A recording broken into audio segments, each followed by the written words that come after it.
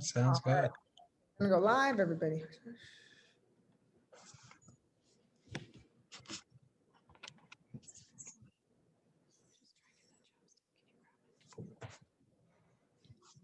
I'm holding the camera.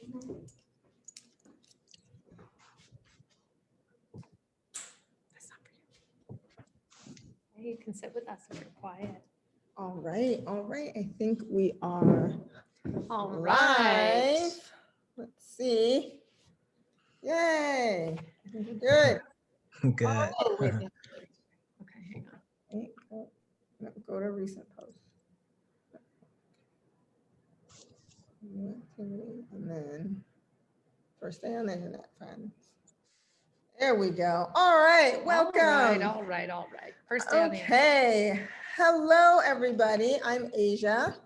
I'm Molly. We're excited to have you here for us. This is probably one of our favorite things Yes. that we, and this is Charlie. Who insists on being in Molly's lab. You know that she's 41 pounds now? Like, Wow. yeah. Yeah, so crazy. And we're super excited to be talking with a friend of ours, Joe Robinson. Joe's has had some very interesting experiences, and we're super excited to welcome here today. And if you are watching us live, let us know that you are watching us on Facebook. And Charlie might be bored, but you definitely will not be during this interview. Yeah, I know. Awesome. So Joe, thank you so much. Welcome. Thank you. Thank you for having me. Thank you for having me. Good to see you guys again. Yeah. Good to see you too. Yeah.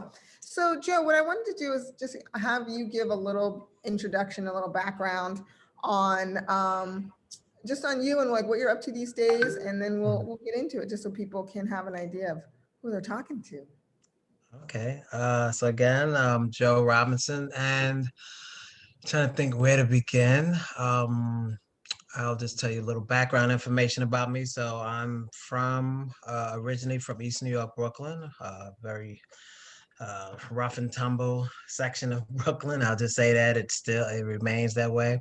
I live in the West Village now with my wife. She's been here for like 30 years or something like that. And That's how you get an apartment yeah. like that. Yeah. Right. And so it's just very different and, obviously in so many respects. But so anyway, like I said, grew up in the 80s. I was born in 70. I'm 50 years old. So grew up in the 80s, like my teenage years. And it was a very rough time. It was the crack era. Didn't see it coming, as most people didn't. So that really had a huge impact on my life and my family's life.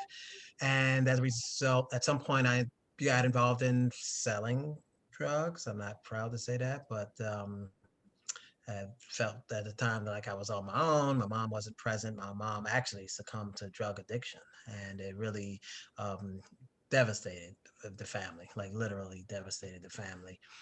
We did have my grandmother around, but it was just too much. It was just too much going on.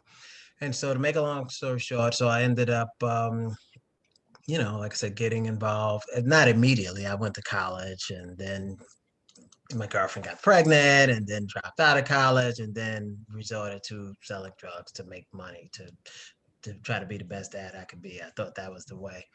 That led to in 1991, 2 years later, me getting arrested, being charged for a crime that I did commit, and again that I'm not proud of. It's not related to drugs, but if I hadn't been involved, I wouldn't have been in that environment, and it cost me 25 years of my life. 25 years of my life. And so the crime happened. I won't get into details, but the crime happened in October of 1991. I was arrested in March of 92, and I've been home for over 4 years. So October 3rd of 2016 is when I came home after 24 and a half years. And yeah, and so here I am. And while inside, I was very proactive, not only in trying to secure my own release on to be honest, some technicality because I knew that I had done it, committed the crime, but I just thought that the punishment was excessive. And But throughout that time, I became a self-published author. My wife and I started a nonprofit foundation, the Think Outside the Cell Foundation. What else? We did all types of events, and I said we, even though I was incarcerated, we, I had a lot of time on my hand, and so I was able to like strategize from behind the walls, and yeah, we were able to make. We had a prisoner prosperity fair. We had two of them, where we had entrepreneurs come together under one roof and sell their ideas. We had people who, like, gave us money for prizes, things like that.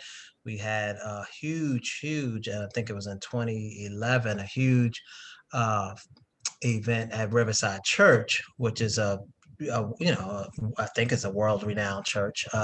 Dr. King spoke there, not long before his death, and so many other famous people. But anyway, so we had a huge event, about 1,100 people in attendance. Yeah, it was a huge event to think outside the cell, big symposium. It was a symposium to deal with different aspects of the criminal justice system. So I just say all those things to say that my time was not wasted. People might have the idea of people in prison just kind of wasting away, and that does happen often.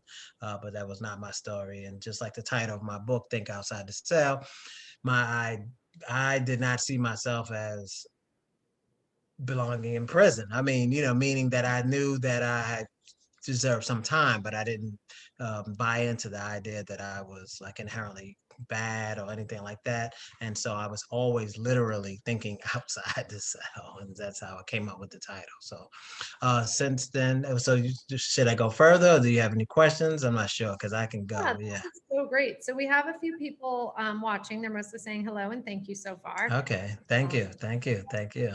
yeah. So Yeah. your experience. So you said you never, and those of you who have done our 5-day challenge, it's sort of like that idea of like you didn't identify yourself as that person. You always thought of the possibility of who you are, not Hmm. Circumstances. not the circumstances, and not Right. what's predictable. Frankly, Right. Right. predictable of someone who is incarcerated for 25 years and is going to wake Right. up tomorrow still Hmm. inside. Like Hmm. that can get you down. And you just kind of kept had a bigger Hmm. view, which is so powerful. And Hmm. there's plenty of people who are not in prison, but they still aren't able to get outside of what's predictable in the way that they are living their lives. So Hmm. yeah, it's just How really did you cool. like develop and keep that mindset the entire time you were there? Like what inspired you, or how'd you come No, right. No, I get asked that question a lot. And I will say, obviously, I'm human. So I had my days when I was down, like Yeah. depressed, just straight up depressed. But overall, I owe it to, I would say, my mother and my grandmother. And that's the truth. So my mother, like I said, she succumbed to drugs, and a year and a half ago, she actually not passed away from drugs, but she passed away. Right? She lived in Greensboro, North Carolina, from? That's where it's and from. right, and so, but I owe it to her um, for her belief in me. Like she instilled so much self confidence that I took for granted. To be honest, it wasn't until I would have conversations with my wife and she would say, basically, I mean, I'm paraphrasing, but basically saying you're pretty lucky because a lot of people don't get that from even from their mom. Not because their mothers are terrible, but they don't get. My mother like doted on me and always told me how smart I was and how much she believed in me. I wanted to be. This is a part that I didn't mention. So my father was from Trinidad and my mother was from South Carolina, and they were like 10, 11 years apart. So he was much older than her. And he was very accomplished. He was a pilot. He was had a college degree, had, all these different skills and stuff. But my mother was the opposite. She was mom. It was mom, meaning she went to the 11th grade, got pregnant with me. That changed the trajectory of her life. And she was a good mother. And, up until, and I can say this, to be honest, up until she succumbed to drug addiction, then she wasn't mom, I mean, she was mom, but she wasn't as emotionally available. And that, like I said, it really devastated us. But so the first 15 years of my life, because this was in 85 when I became aware of like crack cocaine and stuff like that. Um, Up until that point, she just, and even after, but mostly up until that point, she doted on me and told me all these great things. And so I didn't realize in prison that like that stayed with me. It's like when I needed it, it's yeah, I didn't even have to think about it, to be honest. It was like, okay, this is not you, meaning this prison life. I was in prison, but not of prison, if that makes sense. Yeah. And yeah, and I just refused to buy into the mores of prison, the way things go. There's a lot of violence and all that, as you can imagine, on different types of, physical, verbal, stuff like that, emotional, whatever. And so, yeah, I just held on to my mother's belief and my grandmother too, more so my mother, but my grandmother too. Uh, in that I remember, I'll say this real quickly. I remember my grandmother saying, she usually when she used to get she passed away too some years ago, but she was very religious, and when she would get upset with us, meaning her grandchildren, she would sometimes say something like, God knows I love you. What would she say? No, I love, basically like, I love you all, but I hate your ways, or something crazy like that. In other words, like, you always acting up, you got your kids are bad, but I love y'all, but not your ways, or something like that. I forgot how it goes. Mhm. But at the time, I was like, huh? Like, grandma, like, you're supposed to be religious. Why are you talking to us like that? I didn't say that. But when I got older and while I was in prison, I reflect on it. And what I got from her is that what I took away from it is that you can distinguish between a person and their deeds, meaning a person's humanity and some things or a thing that they've done that they may, like in my case, maybe ashamed of or not proud of. And so I held on to that too. Like, because I committed a crime and was in prison doesn't mean that I was necessarily criminal or a bad person. That the two, my mother's belief in me and my grandmother's ability to make that distinction, I think helped me a lot. Helped me When you tremendously. said that, Joe, and like, thank you for sharing all that. When you said that you can distinguish between the person and the deed, Their deeds. their deeds, Right. that is like, I think, like the essence of everything that we're up to here. Mm-hmm. Mm-hmm. Like, it Mm-hmm. really is in so many Yeah. ways. We deal with people, like, we often have a conversation about people, like when you like write people off, right? Mm-hmm. As Mm-hmm. of like, maybe they posted something, or they said something, and like, not necessarily a crime, right? When Mm-hmm. you Mm-hmm. get for it, but there is some form of punishment, right? It's Right. like Right. they have a loss of connection with you in their life. Mm-hmm. Mm-hmm. And when we write people off, or like conflate the person and the deed, Right. I think it's dangerous, right? But like, Right. you being able to keep that distinguished, like, and Right. separate for Right. yourself also, Mm-hmm. Mm-hmm. is so, I think Yeah. it's so Mm-hmm. profound. It's amazing. Right, right. No, I appreciate it. I appreciate it. Because I'll just say this briefly, because I think otherwise what happens is we become resentful, right? We start resenting people. We start making, in other words, like you said, we conflate the deed with the person, and not necessarily you lose out on, the person's humanity. We're all flawed.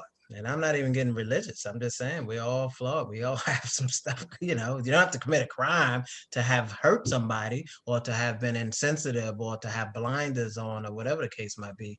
And so, yeah, so that really helped me a lot. And then I think another thing too, I don't want to say to a lesser extent of, even now, I think I love my dad, but I think I was conflicted, because he wasn't in my life, and most of the time he was like in and out.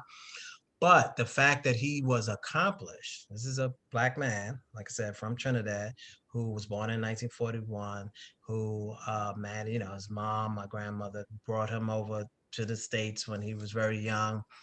like I said, had his, bachelor's degree, had a commercial pilot's license with instrument ratings and all this stuff, and used to regale me with stories when I was a little kid. And so I wanted to be a pilot. I actually went to Park West High School in Midtown Manhattan, took flying lessons at 16. I would have never thought of those things if it wasn't for my father. I mean, we to this day, we don't have examples in this society of Black pilots. We don't have a lot of examples. When I fly, I see very few of them, very few, Yeah. So that's, so that also played a part too. I mean, I don't want to take credit from him, so to speak, but that played a part because I was like, I can do this. I can do whatever. This is what my mother told me. I can do whatever I put my mind to, and that's why I was able to accomplish so many like things, like a lot of things, that yeah, just a lot of things. I'll just say that. And I continue to keep going. Like I'm driven in that way. Yeah. You're Yes. so driven. Yeah. You're so driven. I love it. I Yeah. love it. So great. And in terms of, like I want to kind of shift gears a little bit. Hmm. What are you working on now? Because I know we had a conversation about, Hmm. Hmm. like the financial literacy and like what Hmm. you're like, what are you committed to since, being released from Hmm. prison? And how did you come up with that? Why did you decide it was important? So I got a couple of things going on. Let me answer that first. So I'm in school. I, went to school while in prison the last couple of years. They didn't have they You probably, or some people may know about the Pell Grant. They had took the Pell Grants out of the prison system for many, many years from 1995 until recently. I think now they're going to restore it. So there was a smattering of uh, college programs throughout the system. And to be honest, I was like, well, I'm an entrepreneur. I don't need that. I don't, I have to just kind of close minded when I think about it now. But I was like, I don't need this stuff or whatever. They've been there, done that, went to school. It's not for me. But the last 2 years of while I was inside, I decided to go back to school, and so I'm still in school now. I actually just finished paying $2,000 for this today. It hurts when I gotta pay that. I did get a scholarship, so I'll get some of the money back. That's the good thing. Yeah. But anyway, so I have two classes that I'll be taking this semester, and my plan is to finish next May to get my BA, and then I'm good. I don't need the masters and stuff. But part of it is like I want to finish it because I want to finish what I started. I want to set a good example for my own son. My son is 30 years old. I want to set a good example for him. And my grandson. I have a grandson too. So anyway, so that's one thing. I'm in school. I am working at a nonprofit law firm. I'm the director of a reentry program at the law firm. So I've been doing that almost 3 years. May will be 3 years, and that's fulfilling because I get to help other formerly incarcerated people reacclimate and in different ways. So that's good. I mean, it's odd now because we're working mostly from home, and Right. I'm a people person. I like to engage people in person. And so what I've been doing is every now and then just going to the office, meeting folks outside in the cold, and just kind of, just so they can get a visual and Right. get to see who's the other person on the other end, because some people coming home from prison, for example, I have an iPhone, they may not have an iPhone, so they may not be able to do FaceTime, or they may not have a phone at all. So I said, but I figure out a way to meet with them. Then another thing I'm doing is I have a memoir that I've written. It's not published. I actually today, this morning at 11 o'clock, I finally, after years and years and years, secured a literary agent. So I spoke with her this morning, and she's been in the business 40 years. So she's like the real deal. So I'm really excited about that. So she gave me some tips. I sent her like the first 3 chapters. She gave me some feedback. So I have my homework cut out for me. Um, so yeah, and it's about and the title of it is Losing Mama, right? One family's ongoing recovery from the crack epidemic. So it is about that era, right? And it's about what we continue to experience, meaning particularly Black and Brown people, in terms of our, connection with the criminal justice system and things like that, right? And drug abuse and other like systemic racism and those type of things, right? And then finally, I started a business, Life Navigation Systems, and then, but been quiet lately. So I started it and then I kind of put it on pause recently. So I'll revisit that. But the purpose of it is to teach financial literacy. So just very briefly, in 1995, I was incarcerated, and I was in Elmira Correctional Facility, upstate New York. And I went to the general library and came across some books dealing with business and personal finance, and they really resonated with me. So I'm gonna get straight to the story, to the point. And I think they resonated with me because even though that was my first and last time in prison, it wasn't my first time in trouble with the law. I had gotten in trouble a couple of times and got out or whatever, and it was always for money or material things. Growing up, not making excuses, but growing up poor and wanting what other people have. That's what a lot of people did in my neighborhood. A lot of men, a lot of young men in particular. And so I early on, like I said, this is in 1995. I was arrested in 92, and I was like, this can't be it. I have to do something different. I have to think different because I don't want to be like in a cage. I don't want to be in a prison. I don't want to, people telling me what to do. It was just very basic.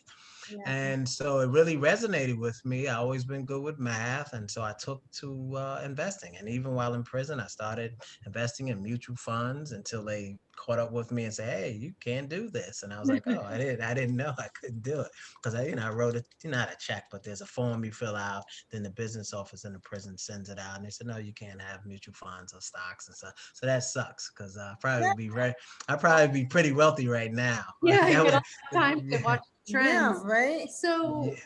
so can you actually, for folks who aren't familiar, because really like listening to you, it's like, oh, this is so great. Like you went to college and you started a business and Mhm. like it's not like, yeah, you had some hard days, but like, look at all this. Like, what is the Yeah. reality of it though? What is the reality of 25 years of your life Mhm. inside?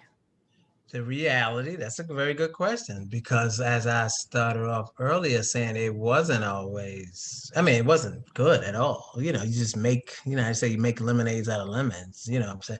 But so the short answer is that it is, it does a tremendous prison incarceration does a tremendous amount of damage, seriously, like emotional, so I think psychological, um, and then for some people physical. Mine wasn't physical, but the emotional, psychological.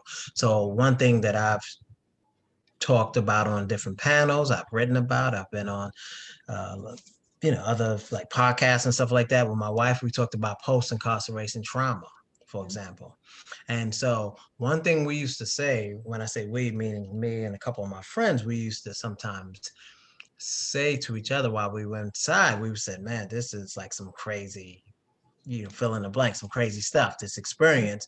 And we said, we're probably not going to know what the extent of the effects are until we get out. Now I'm out and some of my friends are still in. And so I talk to them now and I'm like, yo, this is it is something. It does something to you. And so just to give you an example, one of the things that my wife and I experienced when I first came home a little over 4 years ago is the whole issue of space. I always use that because in prison, in men's prison, I can't say the same for women. It might be different because I think there are some differences, right? Uh, it's in men's prison, at least in New York State, it's important to give people space, like for different reasons. Like people don't want you to be, because it could be a physical threat, right? Meaning it, if people don't give you space, I've personally witnessed assaults and stabbings and stuff like that, right? Like people, like if it's a crowd of people, and sometimes people will come in a crowd and literally shank someone. I mean, I've seen crazy stuff. So the whole notion of space is like you want to give people space. There's not as much as like you see on TV, but sometimes there's sexual assaults, right? So space is important. Like if somebody's like over your shoulder, you're like, hey, dude, like, what's up? Really, like, you may not say that, but you're kind of like on guard. And so I just wanted to give a visual to say, so when I came home, we have a lovely apartment, and we have a very narrow kitchen. And so my wife would sometimes walk past me and I'd kind of like, jerk like, hey, and she's like, what's the matter? I'm just walking by. I was like, no, I know. I'm just, I had to shake it. It took me a while. I had to shake it off. The notion that somebody's like that, even though it's my wife. And Yeah. it's crazy. Yeah. So that's one of the, I mean, now I don't do it. I think I'm still kind of hyper aware of space. So that's just one example, but it's hard. It's very hard. Prison is not a joke. Even though I did all what I was able to accomplish, despite the difficulties, it was, they like, oh, how am I gonna get through this? This is so hard. Think about my son. My son was, um, you know, uh, growing up while I was in prison. So yeah. So yeah. Right. And you missed out on that. Yeah. No. Yeah, missed out on a whole lot, and that's hard by itself. Yeah. He's my only child, my biological child. I have a stepson, my wife's son, and he was my motivation to stay on the right track and not let people who push buttons, because people will try you. People try you in prison, meaning try to see if you're soft or whatever. Men can be something else. I'm generalizing, but yeah, I think you get the point, though. Yeah. So. Definitely. It's So it was interesting. tough. You're talking about space and like looking out for space. And now with COVID, we're all a little more mindful of our space, right? Right. This for a year. Yeah. Like if someone's too Hmm. close to me right now, I'm Right. like, you better, Back up. Right. Now, what's ironic, I'll just say this real briefly because a friend of mine talked about this. The first few weeks or months of COVID, and people were quarantining, um, it didn't affect me that in a way that it would affect people who never did time. I was like, oh, this is, yeah. I was, people like freaked out and like, oh, I got to stay in my house. Oh my God. And it was like, I had to stay in the prison, like in a cell. I couldn't, yeah, for yeah, years, decades. Yeah. So it wasn't like I was insensitive, but I was like, wow, this is yeah. interesting. I was like, this is very interesting. Now I'm like sick of this stuff. I was Yeah. like, I want to travel. I want to, Yeah. but So the first couple of months, I was like, oh, well, I have my TV. I can watch Netflix and get a show. I didn't have that in prison. I didn't have that stuff. yeah, you can So eat yeah, whatever you want, go eat to the what I bathroom want. if you want. Yeah. There's no another thing you told my prison, like there's counts throughout the day. There's counts. Like you have to be counted. You got to make sure people are not having escape. I had conjugal visits. My wife and I had conjugal visits. There are counts. Like I had to, even if we were like lying down or eating or watching TV or whatever the case may be, several times throughout the day. And let's say on a conjugal visit, I had to, there's a like a little phone or whatever like that, like intercom or something, and they'll buzz it. Then you go to the thing. They want you to step out. It can be snow out. And you don't have to step way out, but you have to step out so they can see that nobody has escaped the prison ground. So when you ask what it's like, in terms of like some of the difficulties, it was like relearning like how to be back in society. Like there was no more counts, for example, something as simple as that. Like I can stay up as late as I want. Nobody's accounting for me, anything like that. So it really is something. Technology was very difficult, very difficult. Because you don't have access to a lot. You didn't have access, for the most part, to a lot of computers. They didn't want you to have codes. You couldn't have passwords. So I used to get frustrated the first couple of months or whatever with a password for this, a password for that, username. You couldn't have that stuff in prison because they think that you're trying. I guess the thinking is that you're trying to, keep something from them that might, whatever, cause harm or something. I don't know. But so yeah. So did you go to school when you were in prison? Did you go to school online then, or was it a live classroom? No, it's a live classroom. Live classroom. Now they do in some of the prisons. They do have some computers with not internet access, but with some whatever. It's like a LAN, local area network. I think that's what they call it, something like that. So there's a server from the school that we, I guess, get information from. So it's limited. It's not this nuts. You can't get on the internet, so you don't have the same advantages that someone on the outside would have. Yeah, definitely. Yeah. So we have a couple of questions. Carol's wondering, how were you able to stay out of trouble in prison? That's a good question. So I thank you for that question, Carol. The main thing is that I try to, and this may sound kind of Pollyannish, whatever, but I try to stay true to my best self. Meaning that, and by that I mean one of the things that I learned while in prison, because you have so much time to reflect. So I did a lot of introspection and grew a lot as a result. You know, you have the time that like we don't have now. Don't do as much introspection because it's too many things, emails, this and that. But so one of the things I realized, or at least I believe, is that all of us have the potential to do a tremendous amount of good, and we can do a lot of harm, like all of us. I mean, I'm talking about like, harm, all types of harm, right? Uh, and so I wanted to be on the side of doing good. And so I kept telling myself that no matter what, don't get distracted, you Right. know, because this person pushed your buttons like that. They're trying to bring, this is what I would say myself. They're trying to bring you out of character. They're trying to prove I didn't use these words, but like prove my self-talk. We all have certain self-talk, what we say to ourselves about a whole bunch of things, but particularly about how we see ourselves. And so anything that came up against that, I've said, no, I'm not going to do it. I'm not going to do it. And one of the things, two things I would say that really kept me, to answer Carol's question, that kept me out of trouble is one, I wanted to get home to my son as soon as possible. That was my motivator. And I've told him that. Like, that was the most important thing. His mother passed away when he was 4 years old. So he's been through hell and back. And so I didn't want to bring more harm. It's like I'm already in prison. Why would I just screw up? I mean, I see people do it. They did it all the time. They end up in SHU, in a special housing unit, fighting or narcotic drugs and stuff like that. So that's not me. That's an old narrative, so to speak. I'm writing a new book, a new chapter. And so it was, and I wanted to get out. And the other thing is, to be frank, most people know this, especially if you have a long sentence. I did not want to die in prison. Right. Simple as that. So, if I had gotten in trouble, I maybe would have gotten more time, and then would have to go before a parole board and try to convince them that I had changed, even though I was still screwing up, So I was like, no, I'm not going to give them more ammunition to deny me parole. And so I made my first parole board, and So you said you were in for 24 and a half years, right? Yeah. How long was the sentence then? The sentence was 25 to life. And I went, they have in New York State, they came out in 2009.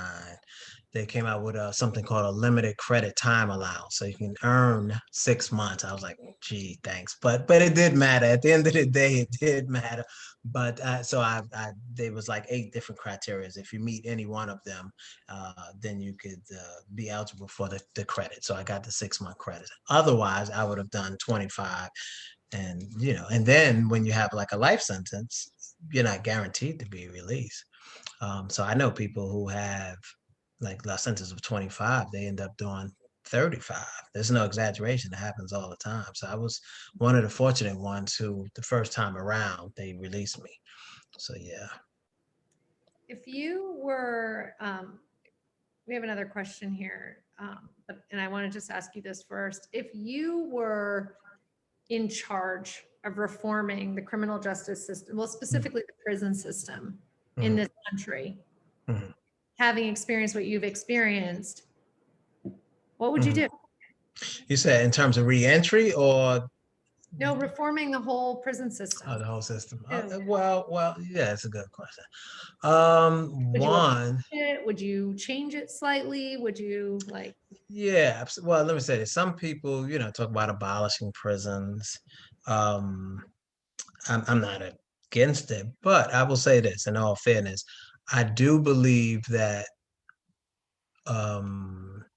that when people commit certain crimes, right, that there should be that the society needs to take some action, right? Like, in other words, you can't just like let people go free. So I do believe that. And I'm going to be honest, I've met some people who I felt belonged in prison. Like they were really still like, had some crazy thoughts. You know, like in prison, you don't have a choice around, like to some extent, you don't have a choice about who's around you, like who's in the housing unit. So you're around people who, you overhear them say stuff and you're like, wow, this guy, I can see why he's in prison because he's like dangerous. Like I didn't see myself as dangerous, to be honest, even though I had committed a serious offense. I didn't see myself as dangerous. There were people, that's one of the things I learned is like there are a lot tougher people than I am, or people who don't Yeah. feel, they're not empathetic, they don't, they whatever. So to answer your question, uh I think that for one, the sentences would be shorter. Almost all the sentences would be short. It didn't take me 25 years to get my act together, so to speak. It did not take me. It didn't even take me 10 years, right? Now, I don't know if I'm the exception, but it did not take me that long for me to say, okay, I get it. I really, really get it. And I really want to do good and make good with my life. So it didn't take long. Within 5 years, I think before then actually, but by the fifth year, I was like, okay, I get it. So one, the sentences will be shorter. They would not, obviously, it would not be punitive. They talk about rehabilitation, but that's a joke, really. It really is a joke. There's no rehabilitation. It takes effort like I did or something similar for people to really make the most of those circumstances. They provide the bare minimum. So I would do the opposite, obviously. One, I would require that everybody take civics because we don't learn that in this society, let alone in prison. I would require that people learn financial literacy because most crimes are committed for a real or imagined need for money, right? Whether it's burglary, robbery, drug abuse, except for some sexual crimes, all other crimes and most other crimes are related to money in some ways. Yet Right. we don't understand it. We don't respect it. We don't appreciate it. So that would be, again, civics and personal finance. And I would just have more incentives, just like how I was able to get the 6 months. I would have a lot more incentives for people to earn their way out sooner. Those are just some of the basic things. And they do have school programs, but I would have it so um, that they do have limited access to the internet and some of those things, so that it's not as for people who have long sentences, is not so disruptive when they go in prison, or when they come out, it's not such a shock. That there's much, like it's a lot smoother. Another thing, I would allow for more people to have conjugal visits. That made a huge difference for my marriage. I mean, it made a big difference. New York State is only one out of 4 states in the entire country that has conjugal visits. The federal prison, Wow. yeah, 1 out of 4. New York, the federal system doesn't have it. For example, you have people that have life sentences that just, I don't think just because of me personally, person committed crime, that that their family should have to suffer, right? So yeah, there's a lot more. I can go on and on, but there should be ways to keep families together. Whether it's free transportation programs to and from prisons. A lot of them are so way out and far and away from where people live. And what they do, as you may know, is most prisons in New York State and throughout the country, they help mostly rural white communities flourish. That's what they serve as. So they serve as an economic engine for certain communities and rob other, urban communities. That's what they do. So yeah. Absolutely. Now, did you see most recently that President Biden has ended have you seen this news? He ended the privatization of federal prisons. Yep. No, that's a big deal. That's a big deal. That's a big deal. I intend to. I have a couple of things that I don't know if I'll get it to him, but I'm going to send it to my congressman. One is about the collateral consequences of incarceration. Like that's another thing that I would address, and by that I mean there are so many licenses that people have, even if you're not formally incarcerated, because you have people who never go to prison, but they have felony convictions, right? Like they go to court and, they get released on their own recognizance and stuff like that, but they have felony convictions. And let's say they might have a conviction that is, let's say it was some type of money crime or something like that, meaning like they wrote a whole bunch of bad checks and stuff like that. Meanwhile, they can't, let's say, get a real estate license, or they can't get a barber's license, or it has nothing to do with the crime. And there's I forgot, there's several websites, but there's like overall there's like, I think like 100,000 or more. I think I may be understating it, but it's like over 100,000 different laws and ordinances across the country. 100,000, more than 100,000 laws and ordinances and things like that that disqualify people or get it away from people getting licenses. How my thing is, how do you expect people to get back on track, get their lives together, right? Or to get on track to begin with? Some people they were never on track, but now, meaning like before prison, and now they want to make something of their lives, but because of all these the thicket of laws that prevent them, they're disqualified, and it's discouraging. It's very discouraging. Yeah. So that's a good segue into. So first of all, Adrian says, I heard it was not a significant number of prisons, and therefore it's been looked at watered down action, because it's only the federal prisons, right? So it's not, and a lot of prisons are state run, as I understand it. Is that what's the question again?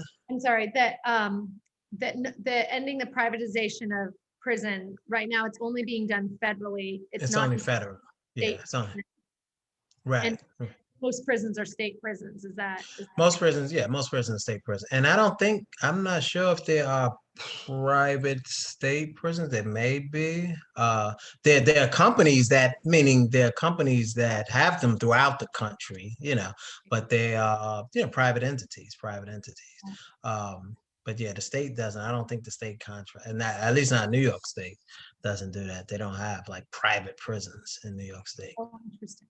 Okay. But there's companies, to your point, right? Like, because I remember we were looking at real estate in Brooklyn one time, and there was a company that was renting this big warehouse, and their whole job, it was a private company, and their whole job was they supplied the prisons with like socks or something. Do you remember? Yeah, well, yeah, like I said, it's a private. Was it a federal? Was it the federal? They supplied the New York State prisons, and so they needed like a high security warehouse. Oh, okay, interesting. Okay, so I wasn't aware of that. One company that comes to mind that I know, one was called, if they're still around, Correctional Corp of America, CCA, was a big one, right? And another one I think was GEO something, like GEO something. But yeah, I'm glad that he's not in the business of incarcerating people. We shouldn't be warehousing people. People commit crimes. The thing is, we need to get to the underlying root of quote unquote criminality. That's the issue.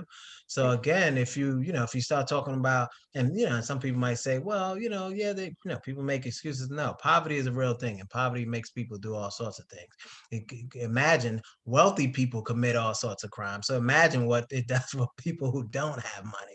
I mean, really, wealthy people do it all the time because they feel free and they feel liberated. So now if you have people who don't feel empowered, but they want to feel human, or they want to feel something, then they're going to pursue crime, And so the education system needs to be, improved dramatically, right? People are not really prepared for the 21st century as far as jobs. I mean, this is nothing new. I didn't make this up. So that's part of the problem. And the issue is that one of the issues, and going back to your other question, is that, when you hear policymakers talk about crime and criminality, they don't connect it to other things, like, in other words, the education system, poverty, and some of those things. Not making excuses, family structure, and socioeconomic status, and all those other things. And so as a result, they make it seem like people are just like inherently criminal. They just commit crimes, and so we should just kind of warehouse them, and we'll quote unquote reform them, and they'll come out better. That's not the way this thing works. Not at all. That's not the way it works. Yeah, and I think you're like exactly right. It's like, I mean, I think we talk about this, but it's like the criminalization of being poor, right? Yeah. Uneducated or Black, right? And like this like real life consequence, right? It's like oh, you're already a criminal just Right. because you don't have money. Right. Right. Already, Right. Sure. like you're just a criminal. Like, and that's like Right. the assumption. And I Yeah. think when it comes to like the policies, this is why it's so important to have people like representatives who look like you and have actual life experience who are Right. making laws, because then you can't just be like them over there. Oh, those poor people. Oh, they're all Mhm. criminals anyway. So Right. like we Right. don't care. And like in the Right. situation like we're dealing with right now, we're working with a mom and her two daughters who just Mhm. got arrested literally for having like an argument at Walmart, like Mm. The son and the mom. between the son and the mom, right? Uh-huh. And the Walmart rent-a-cop was like, oh, you're being a disturbance. Followed them Mm. out to the car. They were like, we're leaving. Followed them out to Mm. the car. They think Mhm. everything's fine. They leave. They go to the gas station. Next thing they know, they're surrounded by police, and police is dragging them out of the car. And now Wow. they're in jail Wow. and are trying to make bail. And it's Right. like two Yeah. people. And it's like, That's crazy. you don't have money. You don't have resources. Like it's almost impossible. Yeah, yeah, Almost yeah. impossible. The thing is, if you ask me, and maybe I'm biased with it, but sometimes the response is more criminal than the alleged crime, right? Yeah. Because we, at the end of the day, we are human, and some law enforcement people, not all, but some of them forget that. Right? There's no above the law. We learned that with with all the stuff that's going on in politics now. There's no one above the law.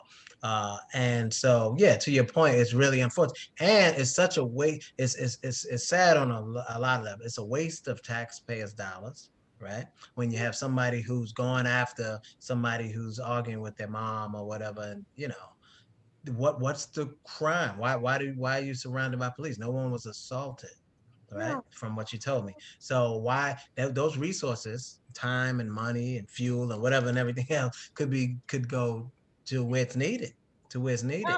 That's And what. another example, I'll say something else real quick because I know you wanted to talk about the bail piece. My wife and I, this is about maybe 6 months ago, we live like right down the block from for anybody who's familiar with New York City, we live down the block from Washington Square Park, a nice park by NYU, by the Yeah. college, right?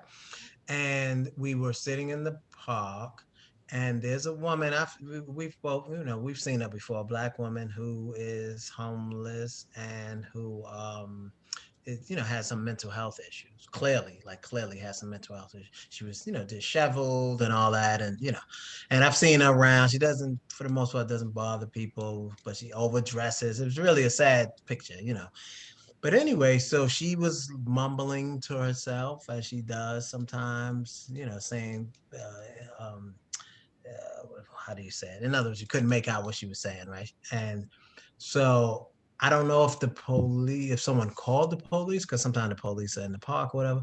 But anyway, there were like, I think about four police, like maybe a woman and three men or something like that. So they weren't surrounding her, uh, but they were around her. They weren't like surrounding her, but they were like nearby, and she's like maybe cursing them out or saying something. And you would think, so my wife and I said, you would think that because I said, wow, they should call, um, not a therapist, but in other words, somebody from mental health or something like that. Like Mhm. that's what that's what you do.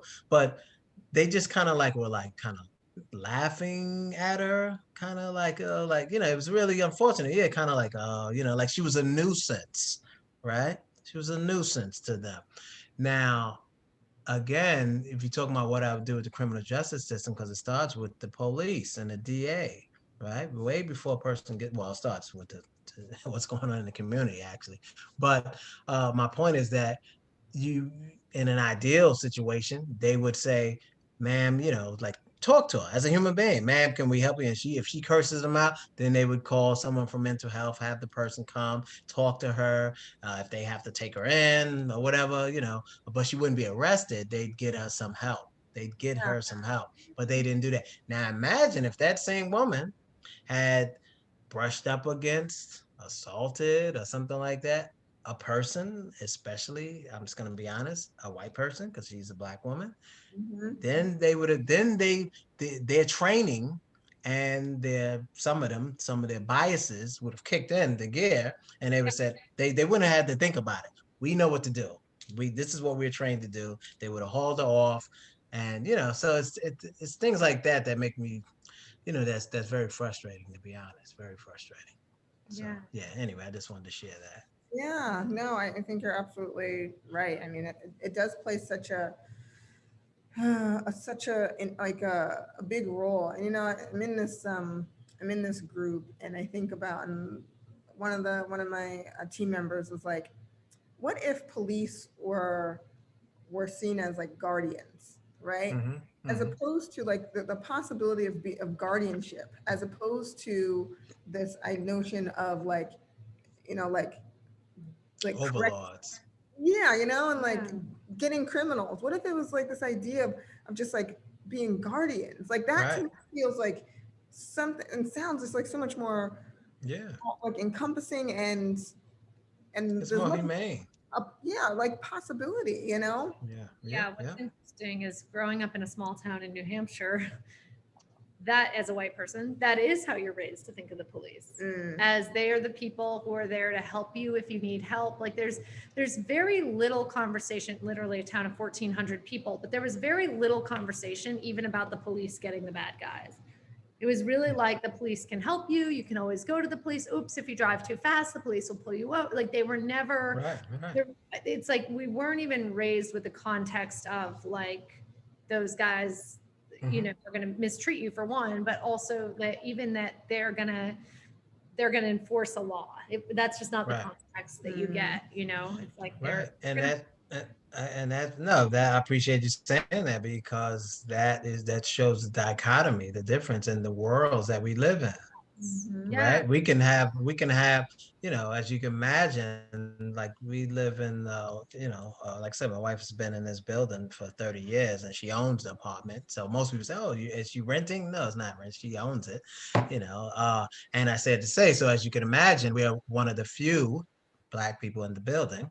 Right, as you can imagine, and this part of town, and in this location, and in particular, and so my point is that as close as we may be, meaning my wife and I, and or anybody for that matter, in terms of physical proximity to other people, our world views are totally different.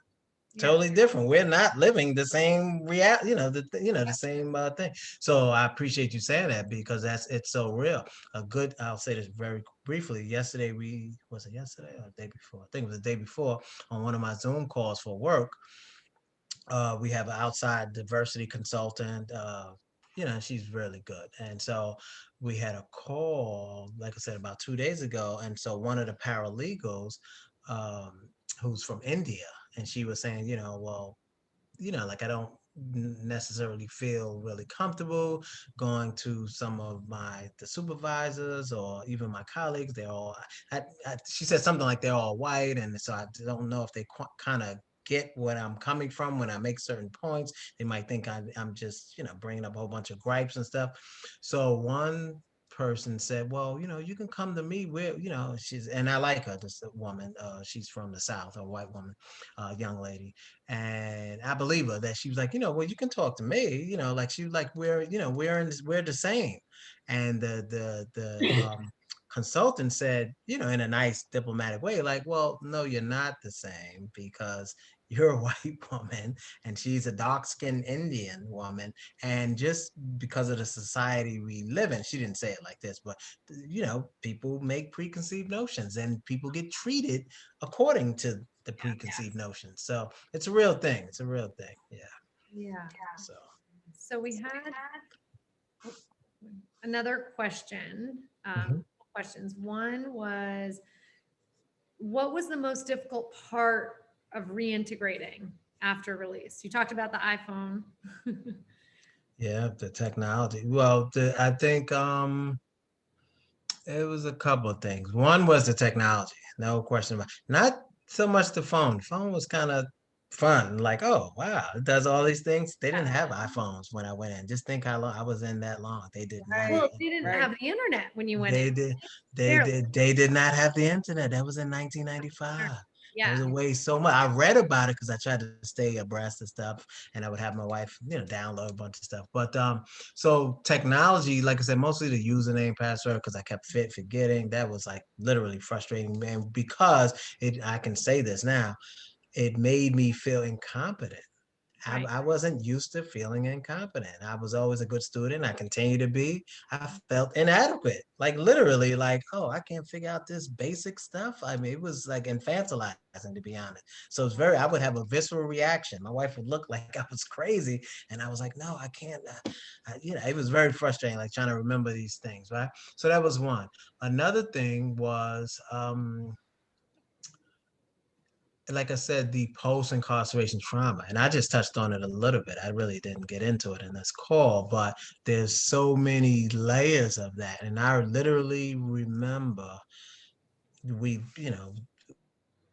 often shop at Trader Joe's, one of the chain stores, right? And I literally remember within the first month of going, like we would go every Saturday morning, my wife and I, for grocery shopping.